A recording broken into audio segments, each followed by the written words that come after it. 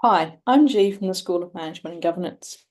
We were experiencing student numbers in our lectures dropping off. We tried hybrid, but we still experienced the same thing. And what it meant for us and our students was that they were missing vital content and it was starting to reflect in their grades. We decided to try a new process to drive attendance, to capture some data from our students around how they were understanding our concepts, and to develop some understanding of where they were at so we could better meet them there. We created an in-lecture activity called the rapid reflection. It needed to be easy to run, enable us to extract the data, tie it to student logins, and be time and access limited.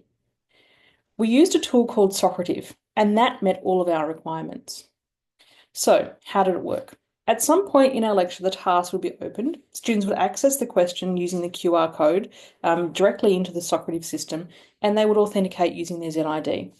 They were allocated 10 minutes to respond to the question that we asked, which was about course concepts, how they could apply them, some personal insights, and 1 week we even asked them to ask us a question.